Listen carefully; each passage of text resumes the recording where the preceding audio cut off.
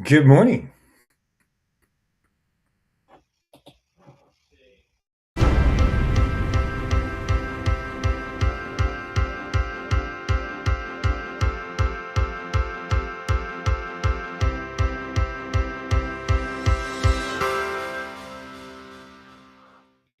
Good morning and welcome. Welcome to Rise and Shine Sundays. I'm your host, Jamie Rich. And for those of you just joining us for the first time, welcome. Welcome. We're really glad to have you with us. What we're doing here in Rise and Shine Sundays is really just having a conversation about what's emerging in people's lives. This is not an opportunity. This is not a podcast. This is not how do I want to say this? This is not anything conventional that maybe you've watched. This is about a discussion where you get a chance to weigh in on a question because Rise and Shine Sundays is all about what's emerging. And how we do this every Sunday morning is we invite you to come in, take a listen with us where you can. And if you'd like to, in YouTube, in the comments, you can have some time to interact with the question that we're going to be posing for the week. And also, this will be happening fairly soon, I'm imagining, that you will actually be able to join us in the mix in this particular studio. So there's all sorts of options ahead. So I'm really excited. We are delighted to be here as part of the Breakthrough Show Network. And I can see some people already arriving in the chat and sending them some uh, sending us some good wishes. So let's begin with where we always begin on Rise and Shine Sundays, and that is with an inquiry. Part of the joy of life is being able to sort of address what's coming at us with a sense of inquiry, right? So we build Rise and Shine Sundays around that central inquiry. And that's where we extend an invitation for you to join us in this conversation. Again, we're not here to provide you with answers. We're here to sort of hold the discussion to see what emerges around this particular inquiry. This week, we've been focusing a lot at the beginning of the year. There's all this pressure to start over and to do things and to really focus on, if you will, building a foundation forward without really examining what we've been through. So in the past couple of episodes, we've been looking about the correct closing sequence. And one of the things that is true for a lot of people, especially creative people, so those of you who consider yourself to be creative or empaths or people who approach the world with a fresh set of eyes and imagination, this is a particularly good question for you to take a look at. And that is, what is it costing you to hold on to every option, right? We live in a world that celebrates possibilities. I myself like to push myself. I like to say that I am a possibility thinker, right? But we're told to keep our options open, to stay flexible, to never close the doors on anything. But what if trying to hold on to every option is actually costing us something, right? So this week we're asking, what is it costing you to hold on to every option? And not theoretically, we really want you to kind of answer that question is what it feels like in your body, right? Your energy, your ability to move forward. All right. So as we begin to move through this hour, we're going to be incorporating some interesting questions and some interesting ideas. And here to kind of help me incorporate some of those ideas is my good friend Ray Guillot. Where I understand this morning there's a blizzard going on in your world, right? Oh, a near blizzard. It's not officially a blizzard unless it's heavy winds for 3 hours and continuous snow for at least 3 hours. Wow. Okay. Well, now that we have the definition, so for all of you who have been who have been tuning in for information and facts, we now know what the definition of a blizzard is, right? But really, we would like to talk, and we'll be looking forward to bringing in some of your comments in the chat. I know that there's a lot of creative people out there, right? And you know, when we raise this topic about what is it costing you to hold on to every option, right? Um, oh. And we're getting further weather reports. I guess I should probably, it seems that they're getting a lot of snow in Connecticut too. So everybody, this is the perfect sort of winter discussion. So maybe get yourself a cup of cocoa as we kind of begin to have this conversation. But essentially, as we're looking at our central question, what is it costing you to hold on to every option? It's another one of those questions that really wants you to take a look at the pressure. We talked about the pressure that comes from the outside, but this is a lot of the pressure that you put on yourselves because now you're holding on to all of these possibilities. And while it's wonderful to be able to open yourself up to possibilities, one of the things that when you talk to creative people is that they're actually holding on to every one of these ideas. And the cost of hanging on to all of these ideas leads to that creative paralysis. So, Ray, I know we talked a little bit about this before we got started this morning. Do you have any opening thoughts as we begin this discussion? Nothing specific yet, but what I find interesting is the topic itself has actually been explored by production people, cognitive scientists, to look at what is really happening in the brain Mm-hmm. when we either make a decision or not make a decision or have too many choices. So I'll leave it at that, and we can loop back to that as you move in the discussion. Yeah, yeah. And again, if you have some comments or thoughts, especially about what something that, if there's a choice that you've been wanting to make, or you feel like you've got 15 choices to make, right? Um, this is what we're talking about, right? Because we're supposed to research everything, right? That's what we're taught. You want to, like, I'm going to hold on to all of these options. I'm going to consider all the angles. I'm going to maintain every relationship, pursue every opportunity. And the other message that we get is that narrowing down means limiting ourselves. That if somehow we have all of these possibilities, and again, I say this as somebody who likes to dwell in possibility, the cost of that, of just always staying in that dwelling state and always embracing every possibility, kind of leaves you kind of stuck outside of making a decision, right? Because we then don't want to move forward because we don't want to limit ourselves, right? And um, there's someone who's kind of putting this in the chat, right? And I love what Jessica has to say about this. Let me see if I can. It's interesting to think about how harmonizing my life between removing myself from binary thinking and not overwhelming myself with all the possibilities, right? That's that tension point, right? Um, and the harmony comes really from understanding that it's not about holding on to all these possibilities, because that's why I was asking you in the very beginning to think about the things that you're holding on to, right?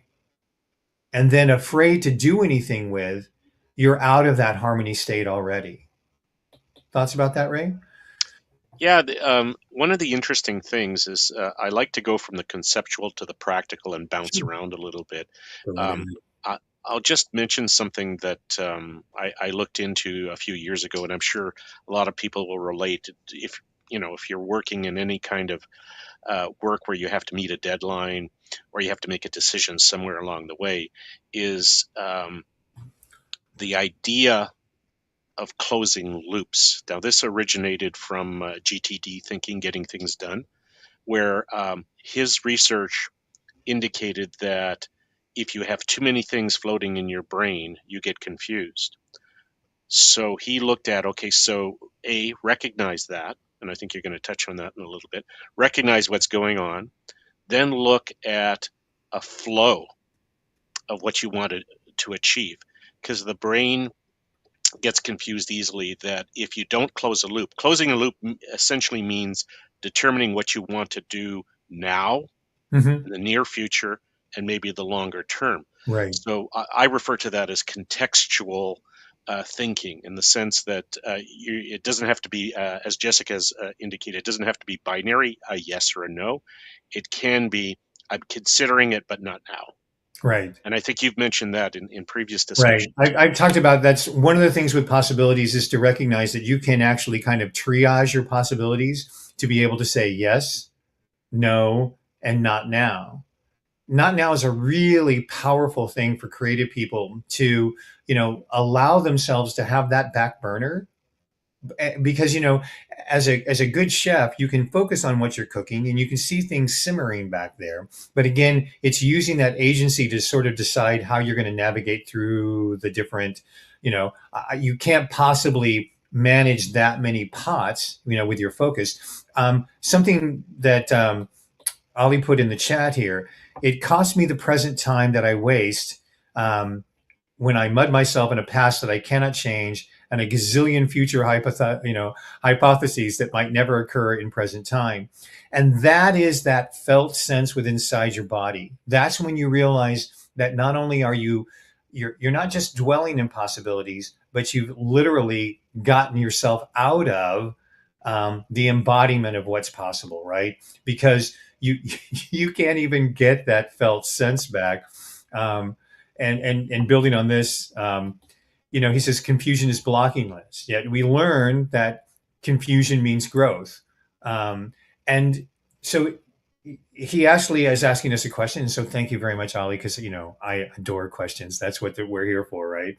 The one thing that AI can never take away from us is our ability to inquire about things and our ways to explore and experiment.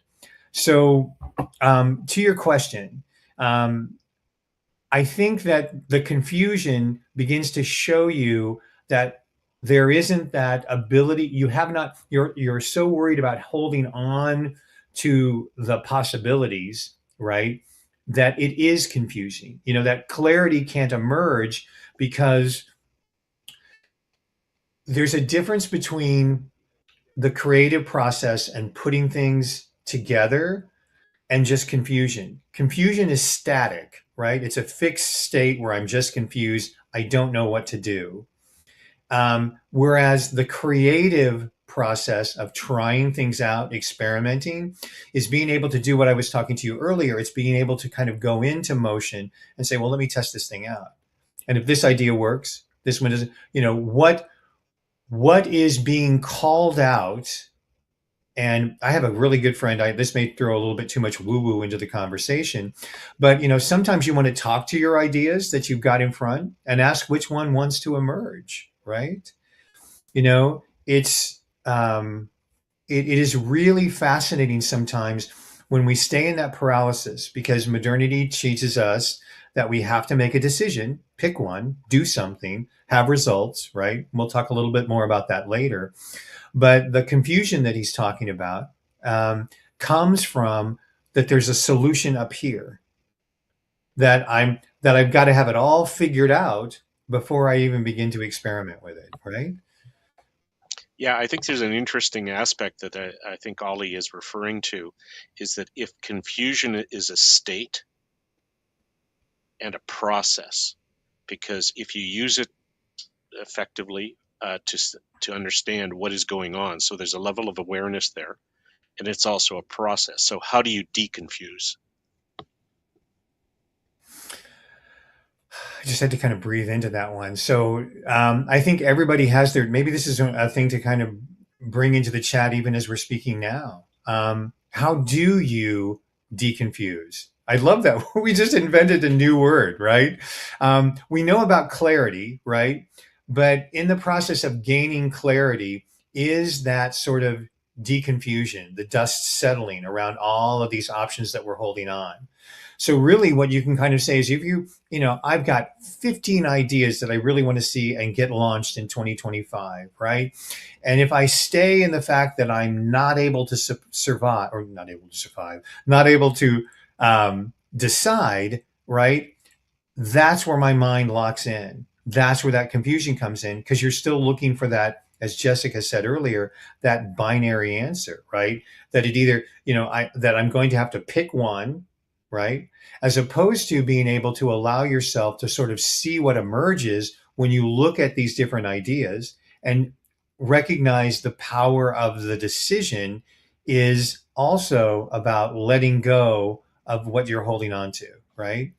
So the deconfusion comes from being able to just kind of take a breath and then see which ones, again, like I said, sometimes asking each one of those possibilities, which one of them wants to emerge, what that felt sense is in your body. Is it yes, no, or not now? Where does that come from inside yourself? There's all sorts of little tricks and strategies. And if people have some ideas in the chat that they want to share about how they deconfuse themselves, we're open to that. Anything else that's coming up for you, Ray?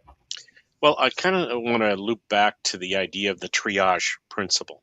Okay. Because in creativity, what's interesting, one of the techniques in creativity is blending, is to combine ideas in unforeseen or unanticipated or maybe even ideas that you would never blend together, like opposites, Right. because maybe a portion of an idea combined with another portion of an idea creates something completely new.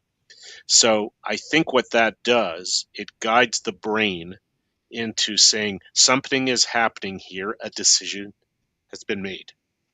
So in essence, it's not a binary thing. It's this element of an idea can be possibly parked somewhere for Mm-hmm. further consideration. So I think it's all the elements that have been shared so far and that you've mentioned, Jamie, is that it's never a binary process, or shouldn't be. If it is, why does it have to be that rigid?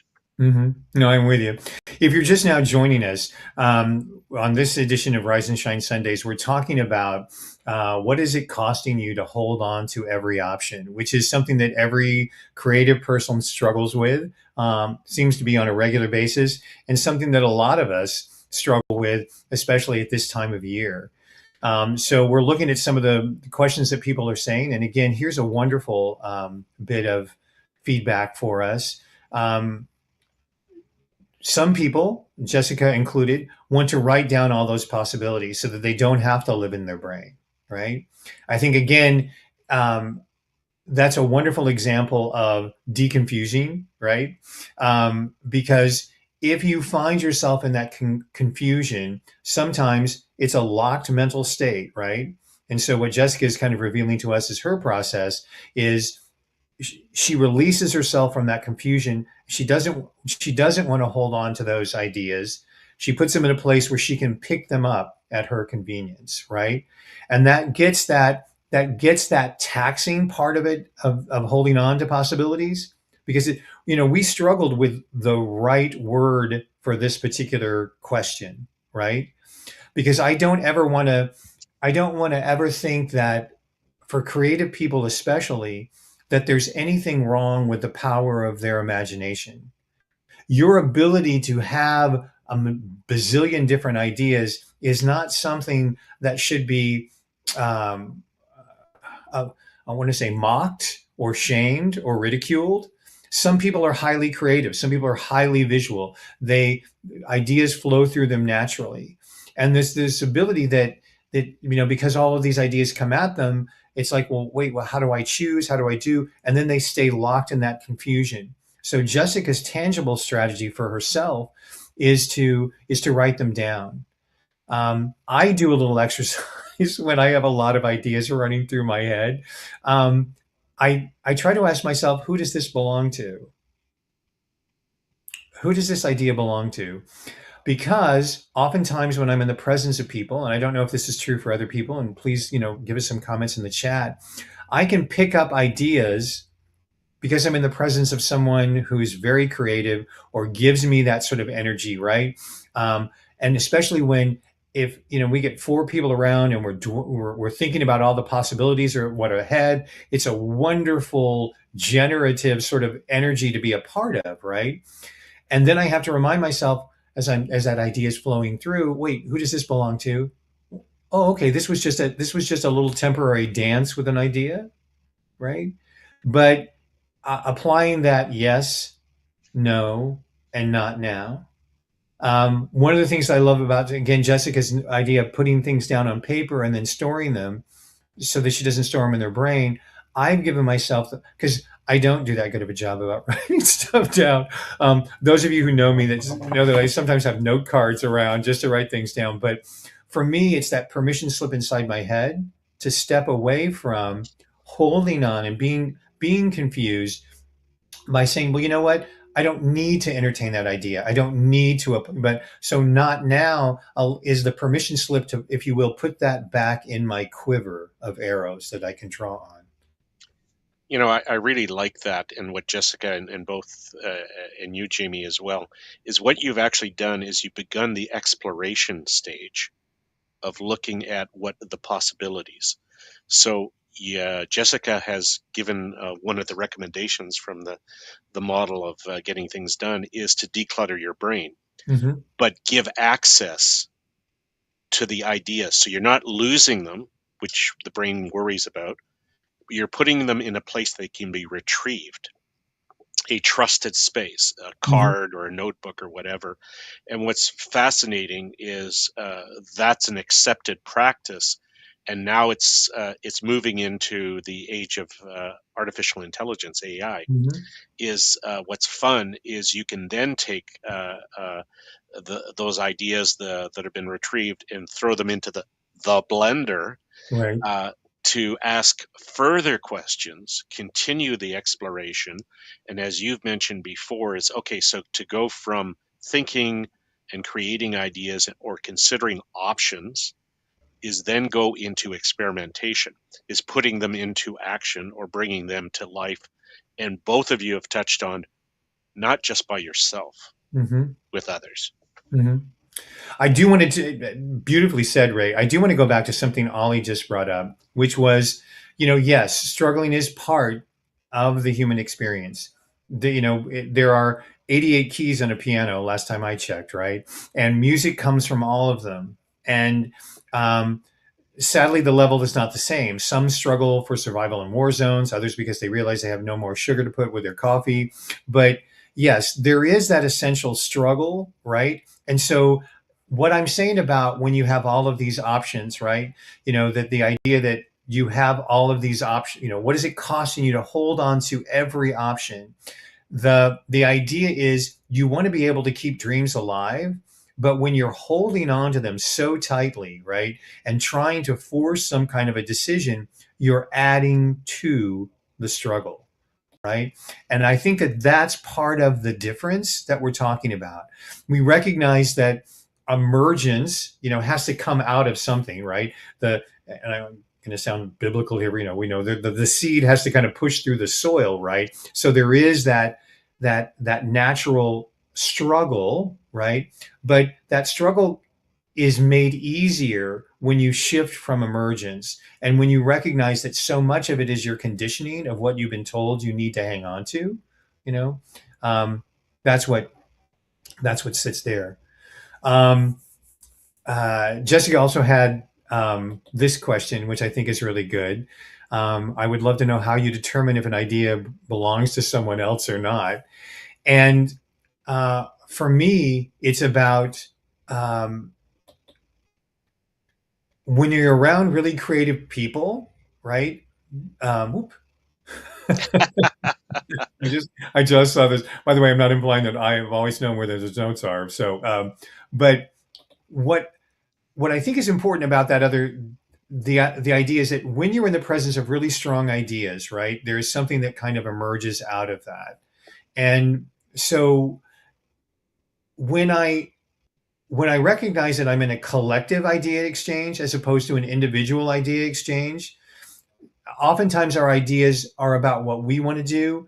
And then oftentimes there are ideas that we'd like to see emerging in relationship to other people, right?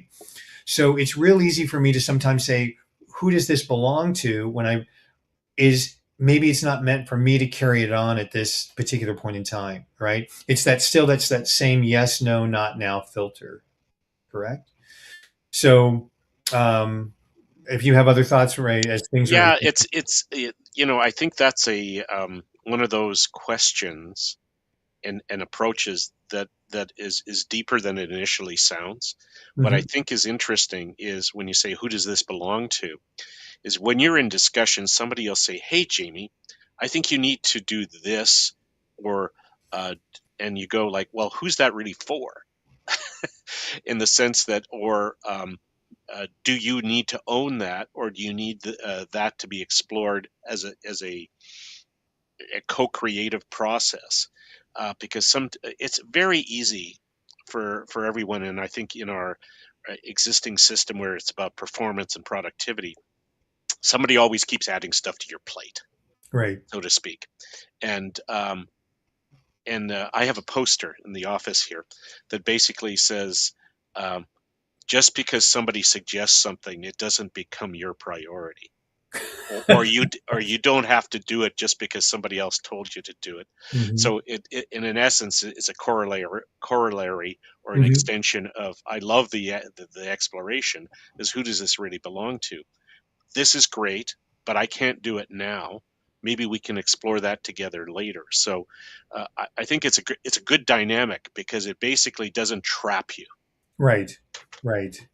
And it also realizes that, again, all of that forced creativity is just very, very detrimental. The there is a power really when, what becomes possible when you accept that you can't do everything, right? And that's part of that conversation that you have with yourself, right? You recognize other people are imposing priorities on you, and you just have to get very clear on it. Going back to Ollie's question from before, it's part of the struggle, right? But if you also ask the question correctly, you begin to say, well, wait, what is this cost for me holding on to this? Because if I'm holding on to something, something else cannot emerge. And usually what can emerge is when, I'm going to try this and see what happens. I'm going to give myself the permission to follow through with some of my ideas. Um, I want to see if there's anything. Um, Lots of interesting feedback, Jimmy. Yeah, yeah, yeah, yeah. So again, you don't want to. I feel like I may want to do this. We wanted to try something new this week, and so we've got some visuals that we want to be able to kind of share with you. And the visuals we want to kind of that will kind of, if you will, foster some more questions to see what kind of emerges.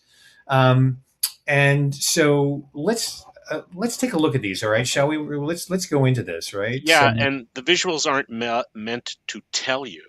yeah, They're meant to prompt you right, to start thinking or exploring, right. and enhance what you've already contributed in the chat area. Great. It's great to see some new people showing up in the chat. So we're going to switch to this, right? We're going to talk about the cost of maybe. I love that. The cost of why keeping your options open is actually keeping you stuck. Modernity really wants us to see that if we choose something, we're giving up something else, right? There's a term that I've used quite a bit, and it happens with creative people. There's the wonderful thing to be able to say I'm full of ideas, and then there's this other thing that I can't let go of any of my precious ideas. I get involved in something that I call worry, clutch, and grab. I've got to hold on to it because I don't want to let go of it, because if I let go of it, it'll go away. I'll lose it. I won't have it for later. It won't be available to me. So I stay constantly holding on to these options. And that is the cost of maybe. Um, so, Ollie contributed an interesting thing, is these are seeds for the participants to water. I love it. yes. So what we're about to share kind of visually are some of those seeds. So thank you, Ollie. Um, So one of the challenges, and this is the other challenge of doing things live, right? We're moving stuff around as if we're in a Go Brunch room. Um, the nice thing is that you're not standing in a room, you're standing in a hallway, right? You're not getting anywhere, right? So if you're staying open to all these possibilities, you're really just in this long hallway, right? You're not actually moving, you're just maintaining the idea that you could go anywhere, which is fine if you're in neutral. But oftentimes, the people in a hallway aren't in a state of neutrality going, oh, there's doors around me. They're going, oh my God, there's doors around me. Where the heck am I supposed to go right now? Again, that pressure is there. You're not in the room, you're standing in the hallway, and you're trying to stay open to all of these different possibilities, right? Yeah, the interesting, I think Jessica also made an interesting comment, is what we're doing here and what we hope to do throughout the series and throughout the engagements is playing with metaphors. Mm-hmm. Because metaphors are cognitive tools that assist language because they visualize a situation that is complicated and allows others to jump in. We'll do a session on metaphors one of these days because metaphors are very powerful, but they can also break. They can. They can. And, as we learned last week and in some of the past episodes, we can throw a word in there like, what is it costing? We could have a whole hour about what those costs are. And that's sort of where we're focused, right? Because the other thing that we begin to realize is that unlimited possibility oftentimes leads to zero output, right? All these ideas, you have this creative problem, so you end up with zero finished products, right? So you never really create anything. And again, that inability to be able to do what you would like to do to bring into you creates another layer that you don't want to have to um, live with either. So now you're confused and you've disappointed the person that hopefully you love the most, which is yourself, because you haven't been able to choose, right? And even though I'm the last person on the earth who would try to say that everything in life is about an output, I will tell you that you don't even get that satisfaction, that sense of success, that ability to be able to see that what you've spoken into the world, wasn't received. That's that zero output. It's not that you just didn't do something, right? It's that you haven't had that sense of emergence to, there it is. So this is a little bit for those of you who are left brain thinkers, right? Some of the things that you lose, which is, what is it costing to hold on to every option? You lose a lot of energy. You can lose a lot of sleep. I don't know. Sometimes maybe I'm the only person in the world whose ideas have kind of woken me up, um, I mean, I have solved the traffic pattern in my neighborhood so many times at 3 o'clock in the morning. It's amazing. Um, but these are two of the other costs that we don't talk about a lot, which is the momentum.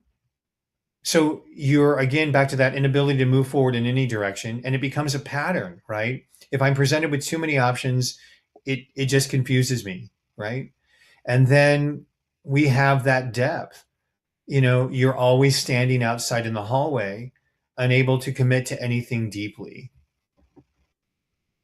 Yeah, there's an interesting thing that's an offshoot of this as well, is if carried too far, you can be the state of paralysis that you've referred to, Jamie, can become an ongoing behavior, procrastination.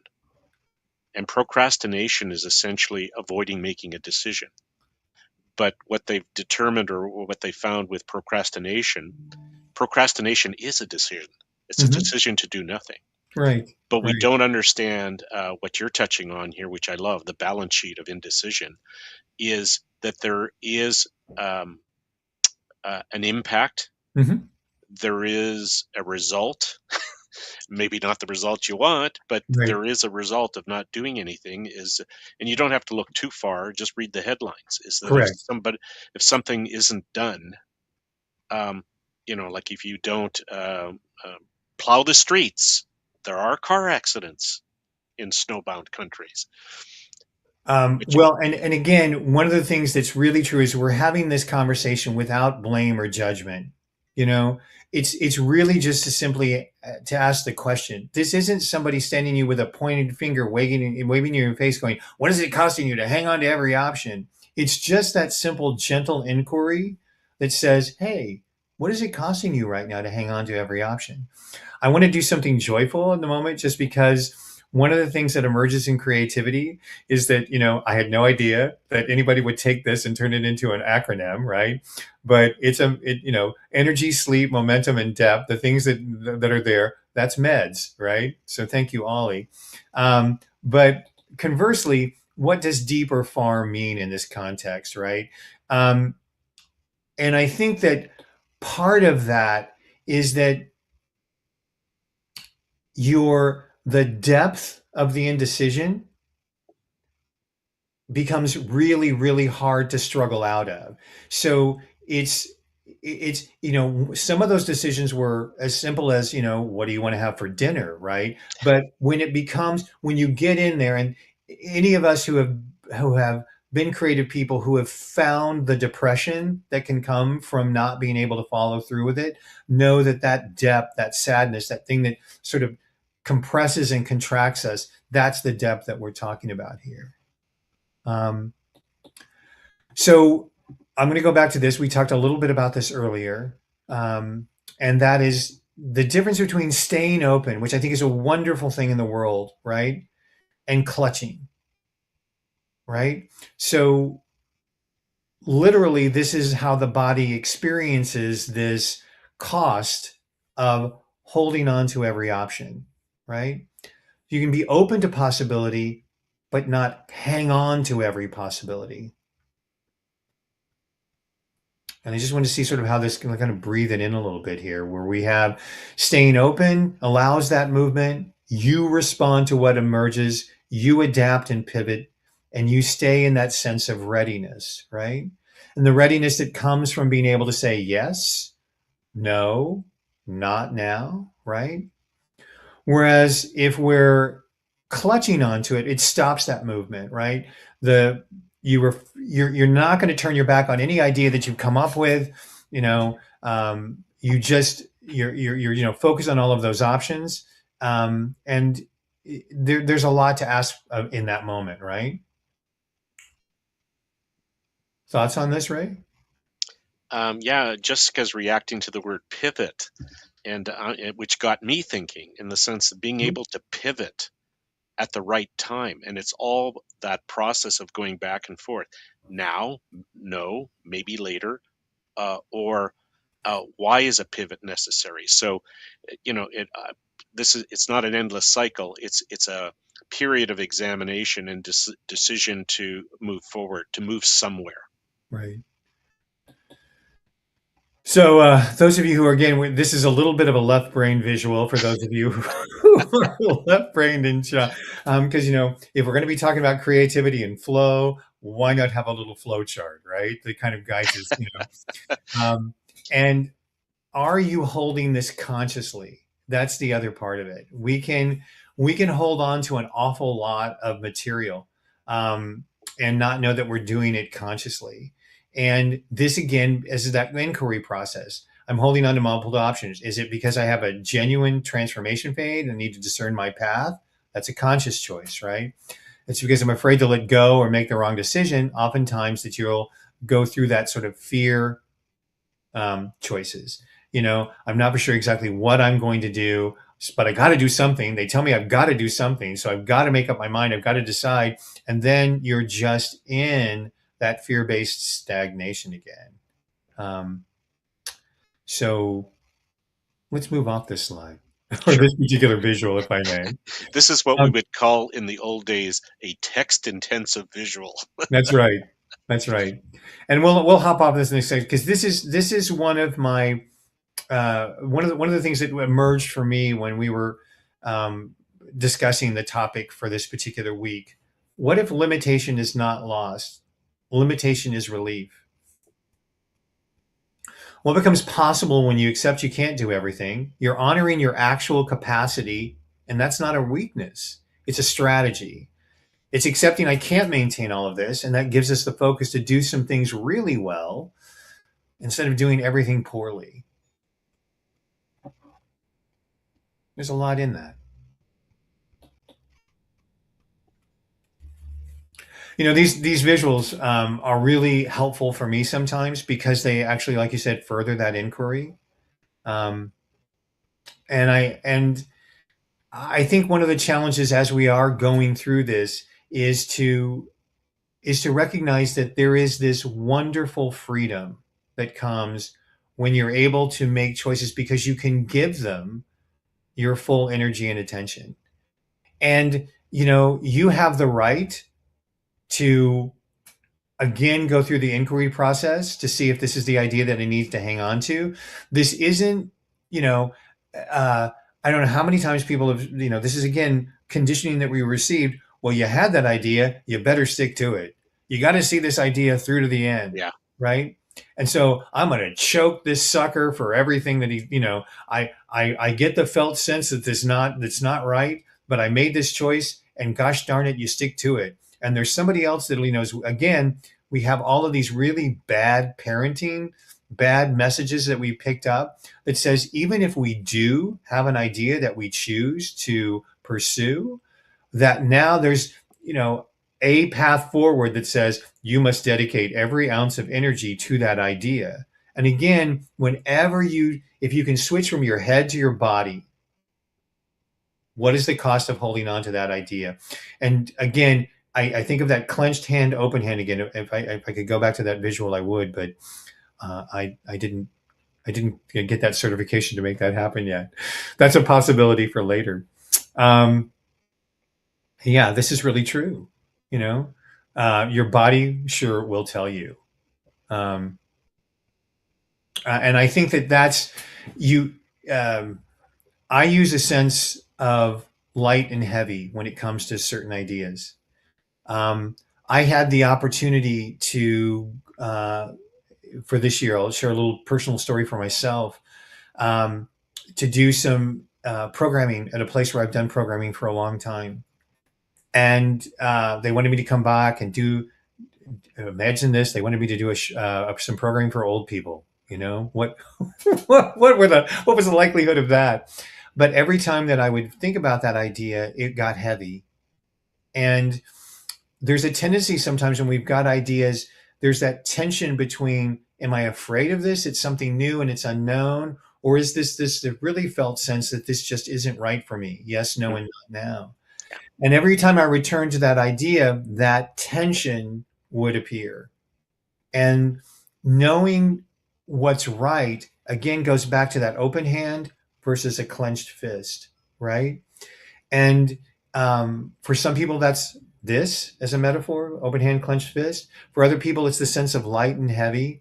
This is a way in which you can run these things through your body to sort of see where that energy is running. Is that fair? Yeah. I think that's a great way to describe it. And I'll just make an observation based on what you've just said, Jamie, as well as what we're hearing and seeing in the chat is everyone is bringing forward ideas and nuances to the topics or to the elements of the topic. So what's exciting is nothing is an absolute when the use of visuals or text or prompts or metaphors, everyone is exploring them and sharing their understanding as well as their reaction.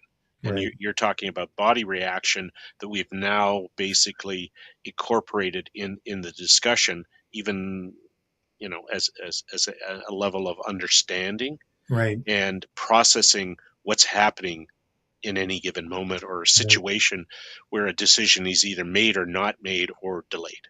right. Again, where there's no joy, just say no. The body knows, right? Beautifully said, Ollie. And I think the challenge is particularly unique the older that you get, because in the back of the mind of many people who are my age, there's a time clock going. Well, I don't have much time left, so I've got to choose wisely.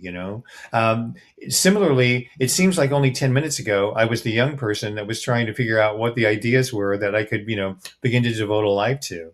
But again, that same energy is there, whether or not you're 107 or 27, is um, that ability to recognize there is a way in which you can run the ideas of your creative ideas and your options through your own sense of self verification, whatever's best for you. but you don't run from the inquiry, right? And you recognize that it is about determining what's best for you based on that felt sense, right? So, um, as we kind of go back to that central question of what is it costing you to hold on to every option, right?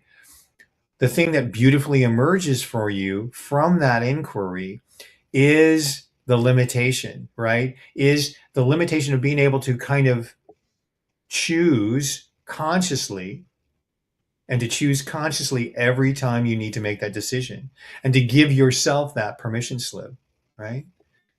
So, um, I want to address a little bit of a comment, that comes up, especially for people that are my age and older. I don't have much time left, right? I don't have every possibility open to me. This is true.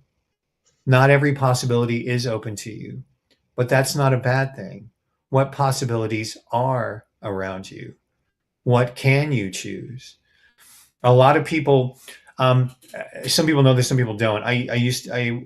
One time I weighed 315 pounds when I was in my early 40s. And I remember a friend of mine sat down with me. She hadn't seen me in a long time. And she said, I want to know everything about what that process was like for you. What are you not eating? And I was just like, I hadn't given that much thought because I had been through so many things that told me what I should do, right? They gave me, diets and prescriptions or whatever, but I found a way of eating that really worked well for me. So I had all these possibilities in front of me, and I got such joy from choosing what I got to eat. And I actually, in that moment, realized that I'd gotten out of that creative paralysis of, oh, I'll make a mistake. I got to do this right. I've got to do everything. I knew that there were all these possibilities for me, and I found the joy in choosing, right? So the joy doesn't come from holding on, protecting, doing everything we can possibly to keep that back. The joy comes from, choosing what works best for you and choosing that again and again and again. Yeah, that's really interesting, Jamie. I think what's also appeared in the chat as well is it's never really binary. It's Hmm. both sometimes at the same time, and sometimes very very close together. Is sort of letting go and letting come, so that they're connected. They're not separate. That's the connections that we sometimes don't see Say or that feel. again. Say Uh, that again. Letting go. let it go to let come, Right. because you have to there again is apparently in cognitive science, you have to clear space, because the brain is a very efficient device. And actually the scientist coined it as the brain is a miser.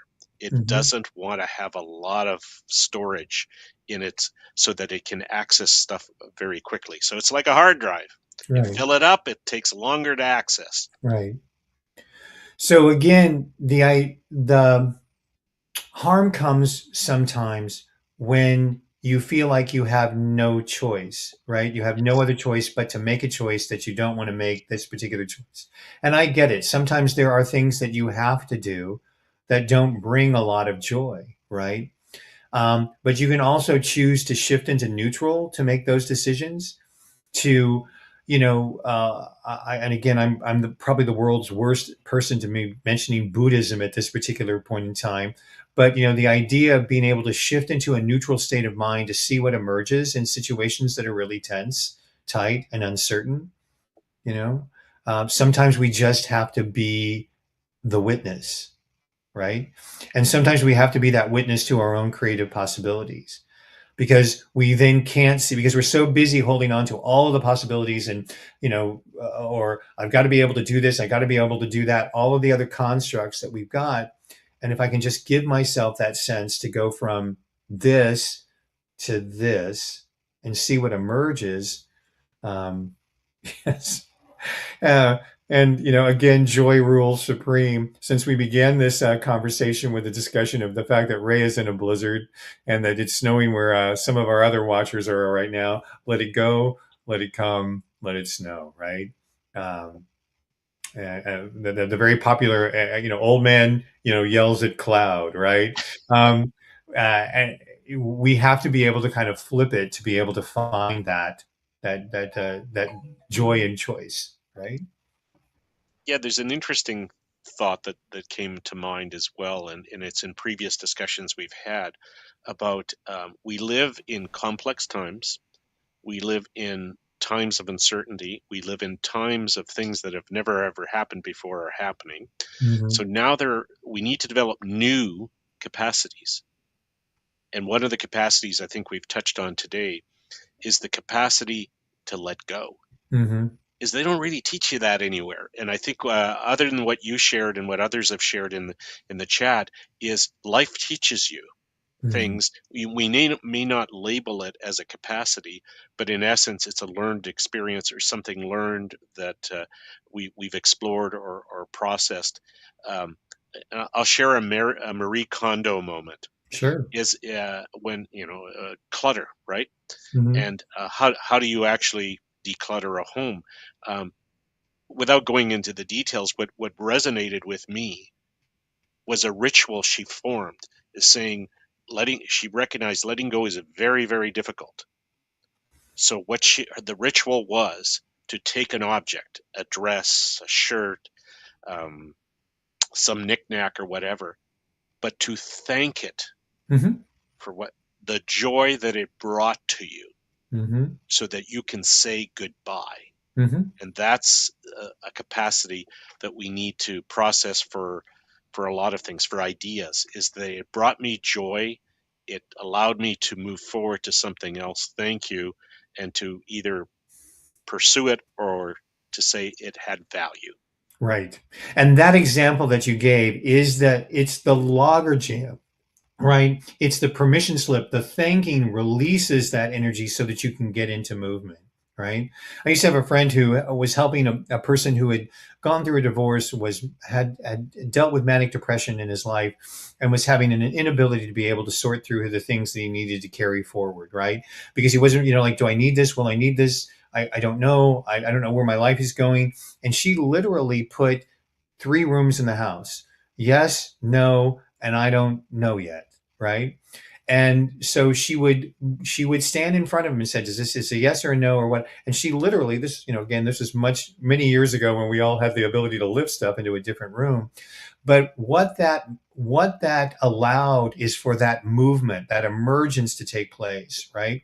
Because it's about oftentimes the pressure to be creative, and to make the right decision, all of those things locks us into a confused state of this where we can't let go, right? And we have all this conditioning that tells us, like you just said, that no one teaches us how to let go. They say it makes us, and let go can be really sort of scary. But what we've tried to embrace in this particular hour is that conscious choice allows you to sort of curate what you're doing in the present moment, right?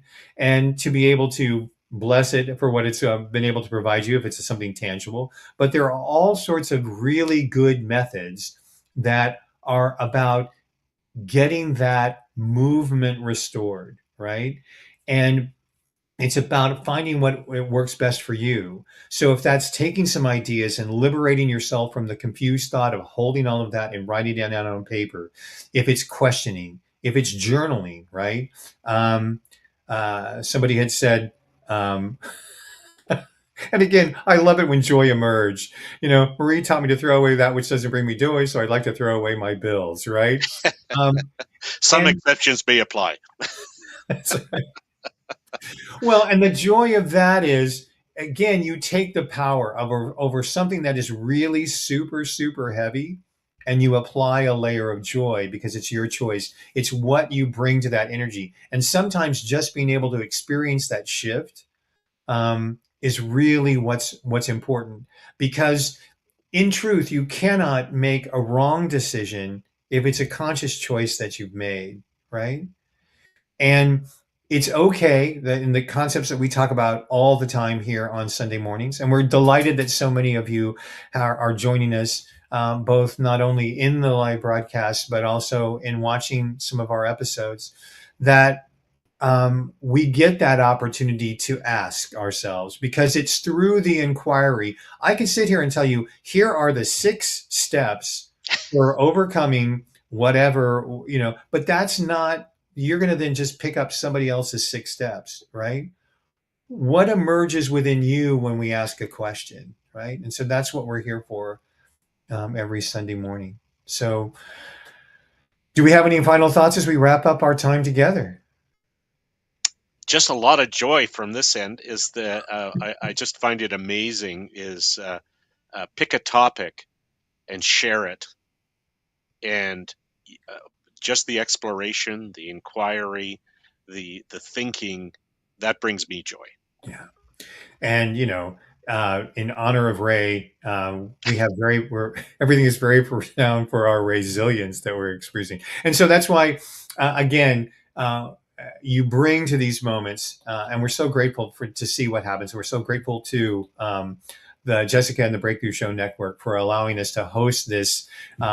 Weekly opportunity to inquire on questions. If you have ideas that you would like for us to explore in future chats, or if you want us to embrace a certain concept, we're very open to that. You can reach us at, we now have a wonderful website where you can just go to. It's so wonderful. It just does 2 basic things right now.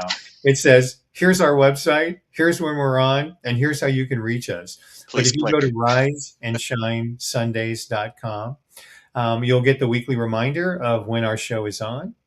And you'll also have the opportunity to email us and let us know how we're doing and how you're reacting.